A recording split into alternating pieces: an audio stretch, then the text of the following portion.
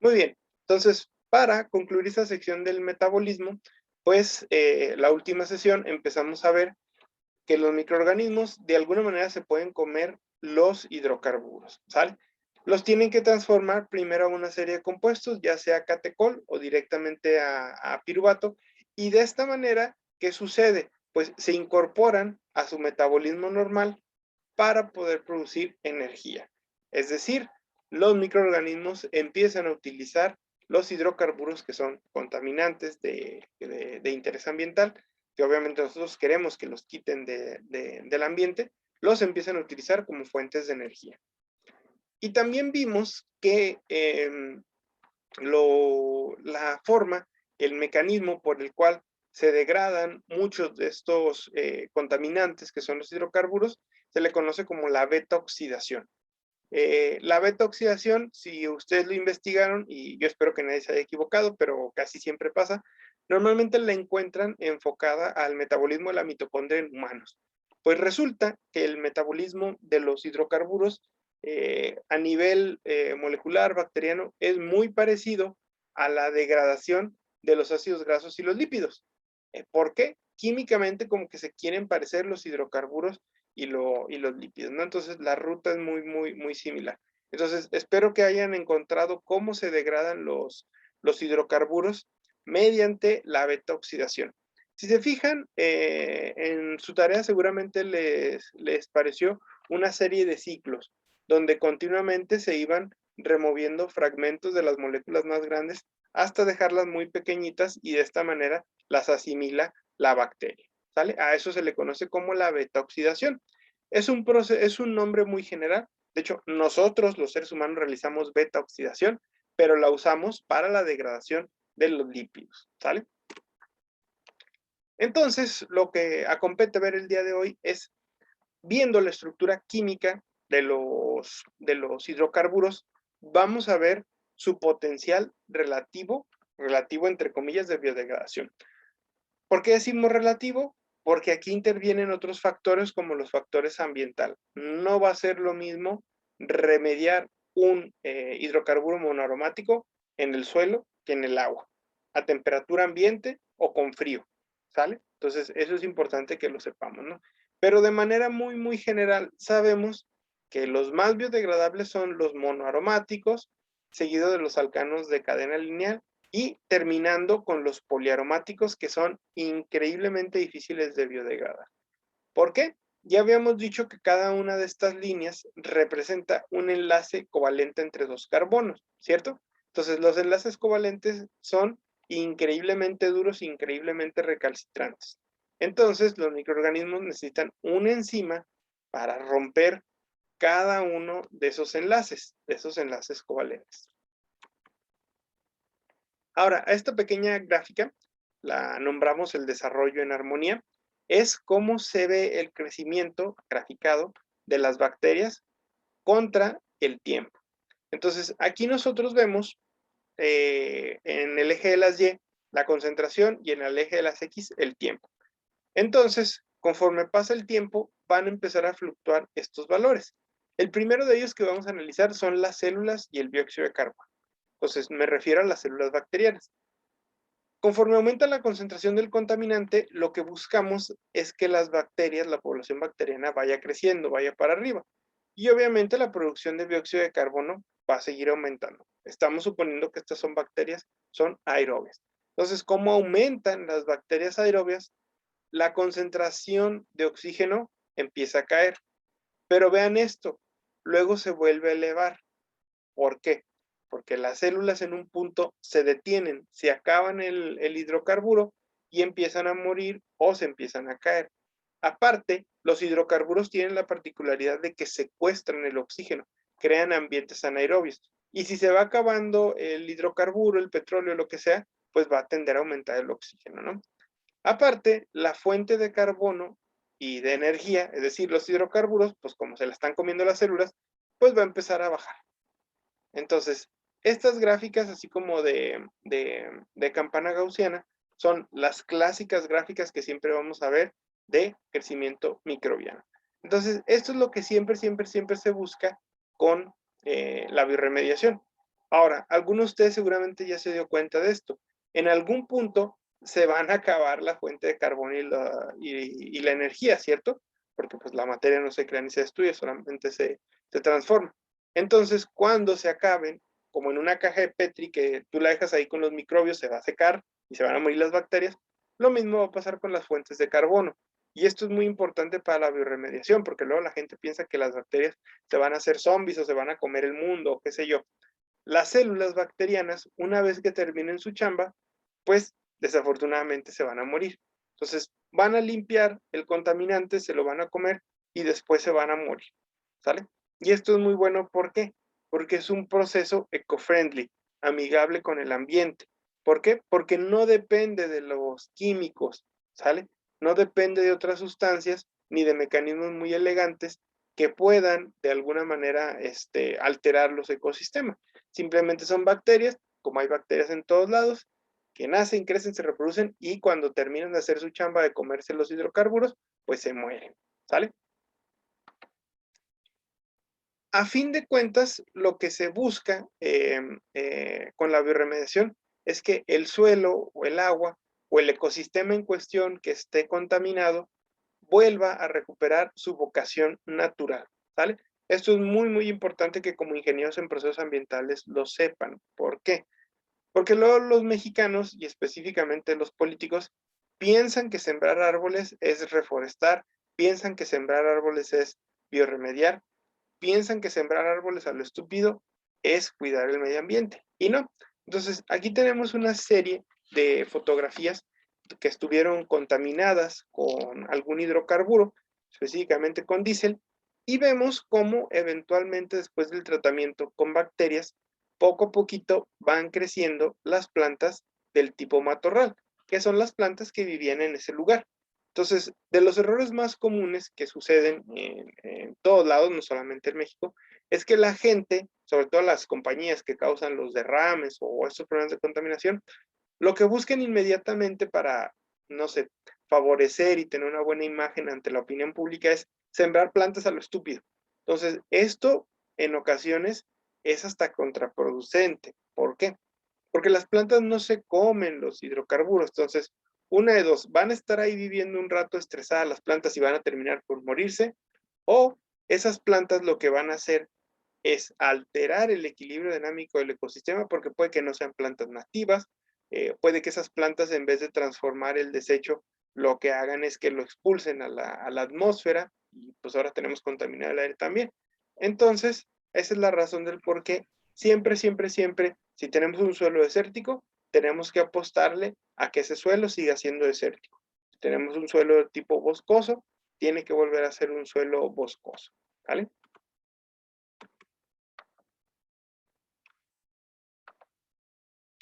Y bueno, aquí tenemos las posibilidades de degradación de algunos productos de los cuales ya se ha estudiado que sí se pueden bioremediar, ¿no? Entonces, aquí en rojito, en la parte de arriba, tenemos a la gasolina, el gas avión, el gas nafta y el gas solvente. Entonces, estos son combustibles y corresponden a la fracción ligera del petróleo.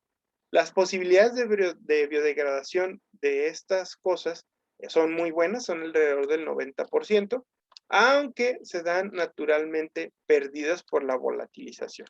Si alguno de ustedes alguna vez ha ido a cargar gasolina y ve por el espejo retrovisor cómo se está cargando, va a notar que empieza a salir vaporcito del tanque de la gasolina.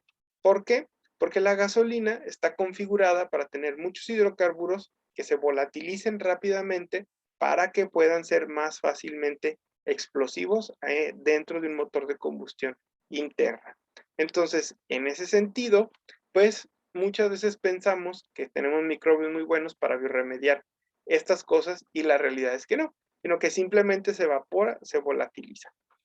Esa es la razón del por qué los tanques de gasolina normalmente tienen un tapón. O sea, si se fijan, el tanque de la gasolina va como quien dice a ras de piso del automóvil, no está arriba en el techo ni en medio. ¿Por qué? Pues porque en caso de una volcadura, pues sería más fácil que se tire el líquido, ¿no? Pero aparte tiene un tapón. ¿Por qué? Porque si no lo tapas, tú estás perdiendo la gasolina, se te va a evaporar eventualmente. Entonces, por eso siempre tiene que tener puesto el tapón. Incluso, si ustedes han visto, no sé, por decir algo sin ánimos de sonar despectivo, un taxi muy modesto, una camioneta esta de albañiles, que pierden el tapón, le roban el tapón, le ponen como un pedazo de stop ahí. ¿Por qué? Porque si se queda abierto, pues se van a quedar sin gasolina eventualmente, ¿no? Luego tenemos a la querosina, la turbocina, el diésel y el gasóleo, que pues tienen más hidrocarburos, perdón, y corresponden a la fracción media de ¿cómo se llama? Del petróleo, ¿no? Las posibilidades de degradación son muy, muy, muy altas, muy, muy altas, entonces hay que decirlo, ya hay protocolos estandarizados de algunos microbios que se los comen. Y luego tenemos a la fracción pesada, que son los aceites, como el aceite del coche, combustóleo y asfalto. Entonces, estos compuestos tienen en su composición muchos hidrocarburos poliaromáticos. Entonces, me voy a regresar tantito, y aquí si se fijan están los poliaromáticos. Entonces, los poliaromáticos están hiper mega recargados de enlaces covalentes. Por eso son recalcitrantes, por eso son más difíciles de biodegradar. Entonces, como hay dentro de la composición de los aceites, el combustóleo y el asfalto muchos poliaromáticos, estos son muy, muy difíciles de biodegradar. Los aceites, alrededor del 50%, el combustóleo y el asfalto prácticamente son indestructibles, ¿sale? Es muy, muy, muy, muy, muy difícil, ¿no? Y finalmente el petróleo crudo, únicamente cuando hay surfactantes, alrededor del 60% se puede limpiar, ¿no? Esto es muy importante que lo sepamos porque luego cuando vemos los derrames en el océano, y a propósito de las estupideces del presidente, cuando ha habido estos derrames, estos incendios, se termina el incendio, se termina el derrame y dicen que ya se limpió, lo cual no es cierto. O sea, el petróleo anda ahí nadando mucho tiempo. ¿Por qué? Porque cuando mucho podemos limpiar el 60%. O sea, no hay nadie en el mundo, ninguna compañía, ningún microbiólogo como su servidor que pueda limpiar con la tecnología actual, con el conocimiento de los microorganismos que tenemos actualmente, más del 60% de los surfactantes, de los hidrocarburos. Por esta razón también es importante que empecemos, como país, como ciudadanos, que empecemos a apostarle a las energías limpias. ¿Por qué? Porque aunque sigamos necesitando todo esto para seguir viviendo, para cubrir las demandas energéticas del planeta, la realidad es que cada vez que se hace un pozo petrolero a través de una plataforma, siempre va a haber pequeños derrames, siempre, siempre, siempre, siempre. Y de esos pequeños derrames, pues es imposible que se haga el 100% de la limpieza, ¿no? Entonces, por eso es tan importante esto, ¿no? Como dato curioso, si alguna vez han ido con su papá o ustedes ya tienen su coche, pues cada X tiempo le tienes que cambiar el aceite al coche. Entonces, si se fijan, tú le cambias el aceite al coche y la persona que se encarga de hacer esto lo colecta en unos tambos de esos de 200 litros y eventualmente le tiene que pagar a una empresa para que vaya y haga la disposición final. Hay una norma oficial mexicana que impide que se tiren aceites, tanto comestibles como automotrices o de maquinaria, al drenaje. Porque uno, lo tapan y dos, pues no ayudan a que se limpie rápidamente ¿cómo se llama? El agua en las plantas de tratamiento. ¿Sale? Entonces, esa era la moraleja de esta historia. Entonces, ¿qué necesitamos para que haya bioremediación? Recapitulando, necesitamos que obviamente exista un contaminante que limpiar. Lo ideal sería que no hubiese. También necesitamos que haya microorganismos y necesitamos que haya nutrientes, ¿sale? A su vez, también vamos a necesitar que existan condiciones favorables para que se pueda dar la bioremediación, ¿no? pH, que le guste a los microorganismos. Ya sabemos que hay microorganismos que son neutrófilos, que les gusta el pH neutro, otros que son acidófilos, otros que son alcalófilos, que haya oxígeno, si nuestra bacteria es aerobia, que haya cierta humedad, porque pues todos los seres vivos necesitan agua, y que haya una temperatura idónea para que el microorganismo y sus enzimas puedan jalar, ¿no? También, vamos a saber que se va a producir dióxido de carbono, el cual se puede mineralizar y después biodegradar, ¿no? Y también sabemos que los microbios pueden transformar el contaminante en compuestos que químicamente son diferentes y normalmente esperamos que estos compuestos pues sigan contaminando, pero que tengan un menor riesgo, es decir, que sean menos tóxicos. A esto se le conoce como biotransformación. En conclusión, los microorganismos no se comen el petróleo, solamente degradan los hidrocarburos para los cuales existe una ruta metabólica, que normalmente es la beta-oxidación, y normalmente tienen que existir las enzimas necesarias para que se dé la degradación. Únicamente cuando participan los microorganismos en la degradación podemos hablar de un proceso de biorremediación. De lo contrario, pues hay otras técnicas como la remediación química o la fitorremediación. La biorremediación solamente va a ocurrir si existen microbios degradadores y si los sustratos son biodegradables. Si hay nutrientes básicos, como una fuente de carbono, nitrógeno y fósforo, como decíamos al inicio de la presentación, y si las condiciones microambientales son favorables, pH, temperatura, humedad y oxígeno. En este punto me voy a detener un momento. Si se fijan, la biorremediación, como yo se las platico, suena muy romántica. Sin embargo, sigue siendo difícil de aplicar. ¿Por qué? Porque primero tenemos que investigar que haya un microbio que pueda vivir ahí, que lo pueda degradar, que tenga un sustrato que se lo pueda comer. Tenemos que asegurarnos de que hay una fuente de nitrógeno, fósforo y potasio, y nitrógeno. Y necesitamos todavía que las condiciones microambientales, que normalmente no podemos jugar mucho con ellas porque pues están ahí en el ambiente, pues estén presentes, ¿no? Un pH adecuado, una temperatura, humedad y oxígeno, bla, bla, bla. Entonces, pues se requieren muchas condiciones para que esto se dé, ¿no? Sin embargo, también hay que decirlo, la biorremediación puede ocurrir por sí sola, ¿sale? Y finalmente, las preparaciones comerciales no tienen las enzimas que llevan a cabo las reacciones de degradación de hidrocarburos.